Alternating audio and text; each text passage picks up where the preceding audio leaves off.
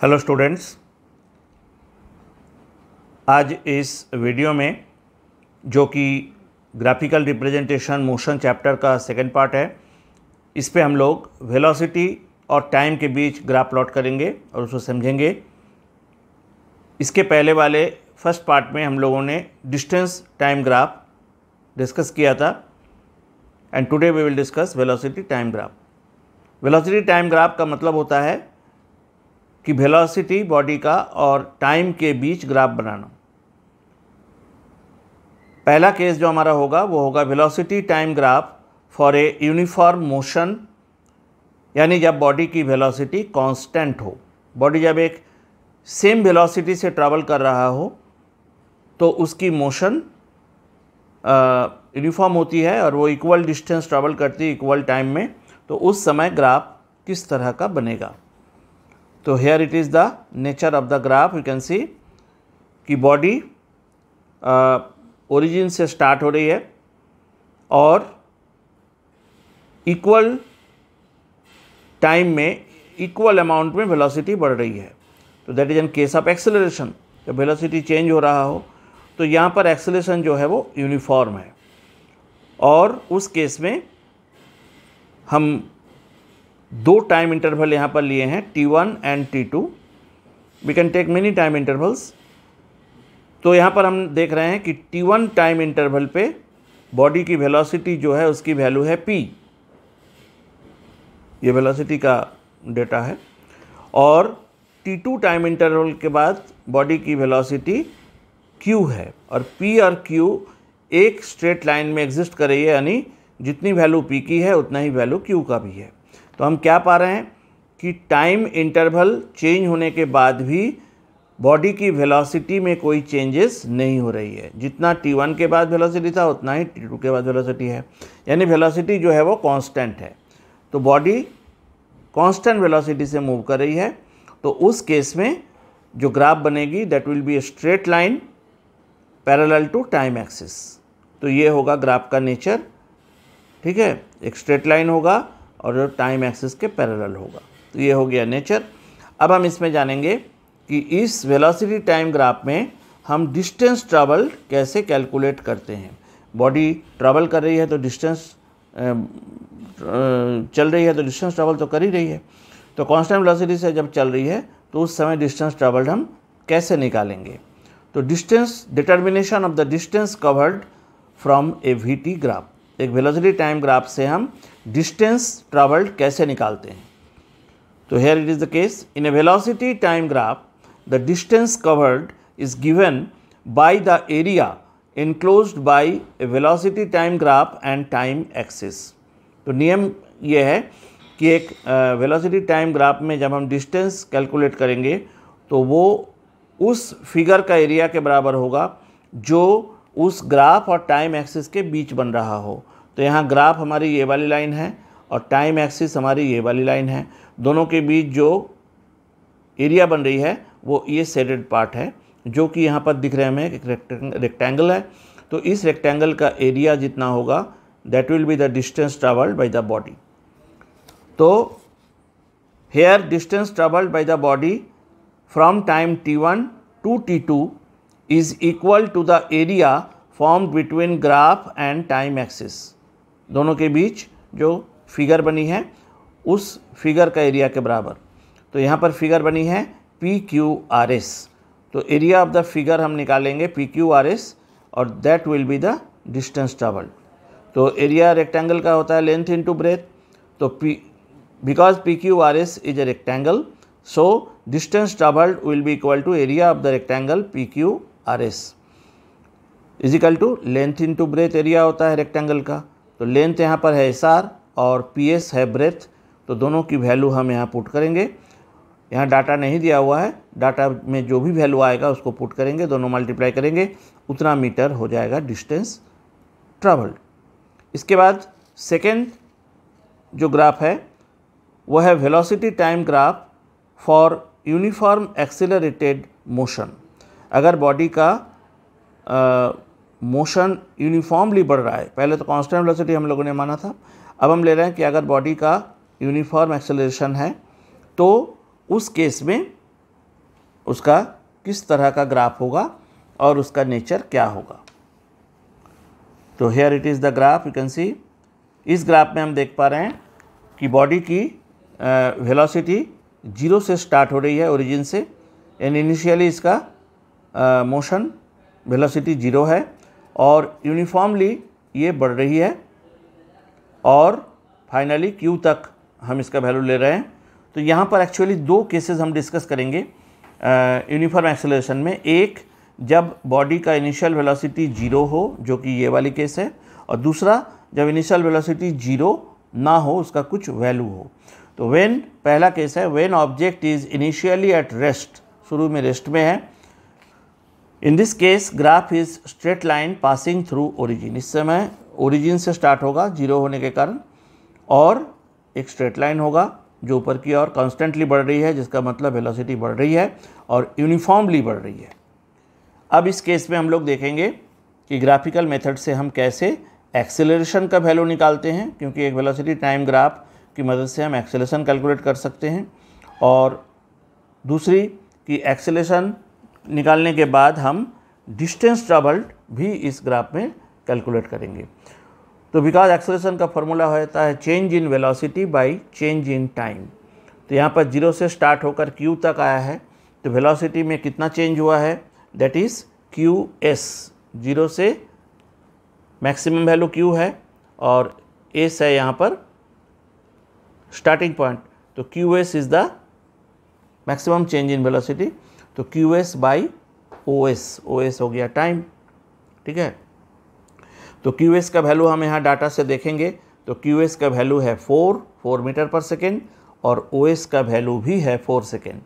तो 4/4 that is 1 metre per second square, that is the value of acceleration, uniform acceleration. इसके बाद next, determination of distance travelled. Distance travelled का value निकालना है। Distance travelled हम यहाँ कैसे निकाल लेंगे, in this case distance travelled is equal to area covered under the graph. Distance travelled का फॉर्मूला होता है कि एरिया उस फिगर का निकालना है जो ग्राफ और टाइम एक्सिस के बीच बन रही है। तो यहाँ पर टाइम एक्सिस और ग्राफ और टाइम एक्सिस के बीच एक ट्रायंगल बन रही है, दिस इज़ द ग्राफ। तो हमें इस ट्रायंगल का एरिया निकालना है and that will be equal to distance travelled. In this case, distance travelled is equal to the area covered under the graph and time axis, and distance travelled is equal to area of the triangle OQS। यहाँ पर OQS triangle बन रही है figure, तो उसका area, तो half base into height, तो triangle का बेस है OS इंटू हाइट है QS। दोनों का वैल्यू हम बैठाएंगे half into 4 that is 8 metre. तो 8 metre is the distance travelled, okay. अब इसका सेकेंड पार्ट ग्राफ का है, object is initially in motion. अगर ऑब्जेक्ट का शुरू में वेलोसिटी 0 ना होकर कुछ उसकी वैल्यू हो, तो उस समय ग्राफ की नेचर थोड़ी सी चेंज हो जाएगी and that will be the nature of the graph. यहाँ पर इनिशियल ग्राफ 0 से स्टार्ट नहीं हो रही है बल्कि P से हो रही है, और OP जो है ये इनिशियल वेलोसिटी की वैल्यू है जिसको हमने U माना है, ओके। तो उस केस में ग्राफ का नेचर ऐसा होगा, यहाँ भी स्ट्रेट लाइन होगा, पहले भी स्ट्रेट लाइन था, लेकिन पहले स्ट्रेट लाइन यहाँ से स्टार्ट हो रही थी, अब यहाँ से हो रही है। तो ये हो जाएगा ग्राफ का नेचर। अब यहाँ पर एक्सेलरेशन की वैल्यू क्या होगी, acceleration is equal to change in velocity by time. तो चेंज इन वेलोसिटी क्या हुआ, पहले QR, ठीक है, चेंज इन वेलोसिटी यहाँ से स्टार्ट हुआ बॉडी, इनिशियली वेलोसिटी P था, तो QR is the change, maximum change Q तक हुआ है, तो QR बाई PR हो गया टाइम, यानी PR is equal to OS also. तो ये हो जाएगा एक्सेलरेशन। उसके बाद डिस्टेंस कवर्ड क्या होगा, पहले डिस्टेंस कवर्ड हो रहा था सिर्फ एक triangle, area of the figure में सिर्फ ट्रायंगल आ रहा था, लेकिन अब हमें ये पूरा फिगर लेना है।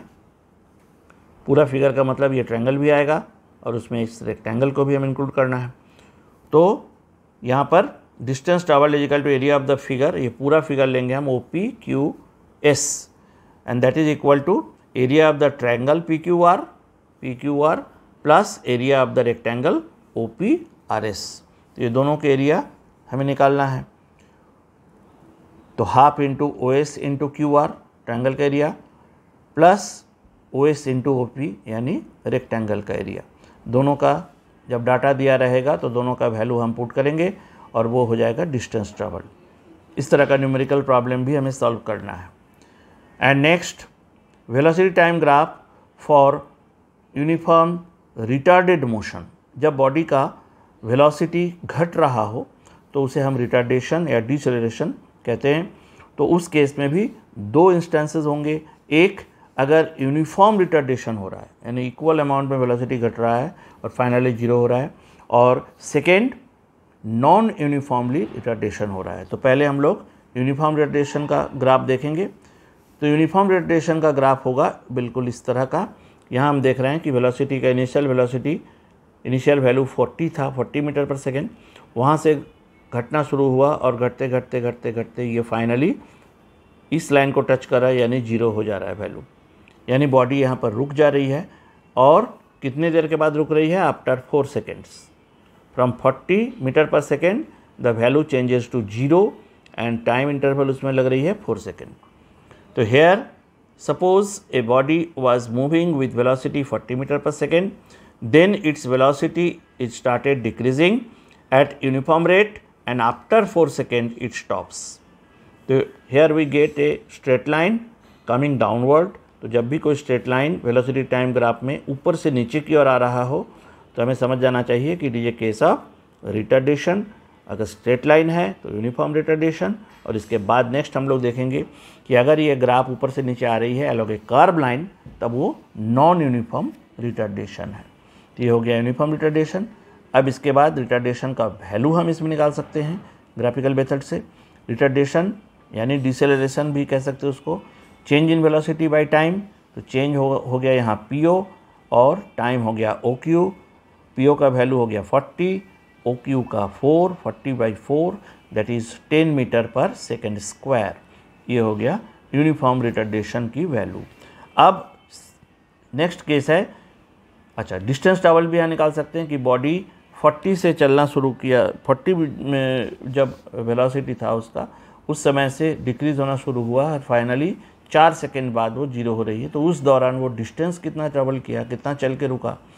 तो डिस्टेंस ट्रैवल फिर से फार्मूला होता है area of the figure form between graph and time axis. तो यहाँ ग्राफ हमारी ये वाली लाइन है और टाइम एक्सिस ये वाली लाइन है, दोनों के बीच फिर से एक रेक्टेंगल फिर से एक ट्रायंगल बना है और ये ट्रायंगल है POQ। तो अगर इस ट्रायंगल का एरिया हम निकाल दें तो वो हो जाएगा डिस्टेंस ट्रैवल। तो फिर से area of the triangle OPQ half OQ into OP half 4 into 40 that is 80 metre. तो 80 मीटर चलने के बाद ये बॉडी रुक जा रही है।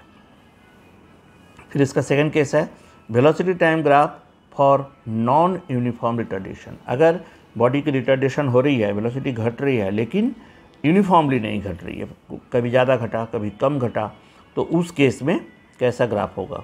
इन this case when the body was moving with velocity 40 metre per second, 40 metre per second से ही चल रहा था लेकिन वहीं से घटता शुरू हुआ और फिर फाइनली यहाँ भी जीरो हो रहा है लेकिन कर्व लाइन से आ रही है। इसका मतलब कि घटने वाली जो क्रम है वो यूनिफॉर्मली नहीं हुआ है, नॉन यूनिफॉर्मली हुआ। पहले ज़्यादा घटा फिर कम घटा फिर फाइनली जीरो हो गया। तो उस केस में जो ग्राफ हमारी होगी वेलोसिटी टाइम ग्राफ वो एक कर्व लाइन होगी जो कि 40 से चलकर फाइनली जीरो तक पहुंच रही है और 4 सेकंड इसमें भी टाइम लग रही है।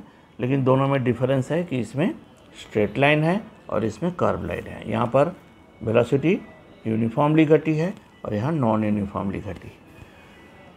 तो दैट्स ऑल। इतने सारे ग्राफ हमें पढ़ना है और आई थिंक कि तुम्हें समझ में आया होगा। और इसके बाद फिर हम लोग नेक्स्ट वीडियो में ग्राफिकल मेथड से मोशन का कैलकुलेशन करेंगे। 3 मोशन हमें 3 इक्वेशन पढ़ना है और उन तीनों इक्वेशन का हम लोग ग्राफिकल मेथड से डेरिवेशन करेंगे यानी इक्वेशन को बनाएंगे and that is very important in this chapter. तो नेक्स्ट वीडियो में फिर मिलते हैं, तब तक बाय।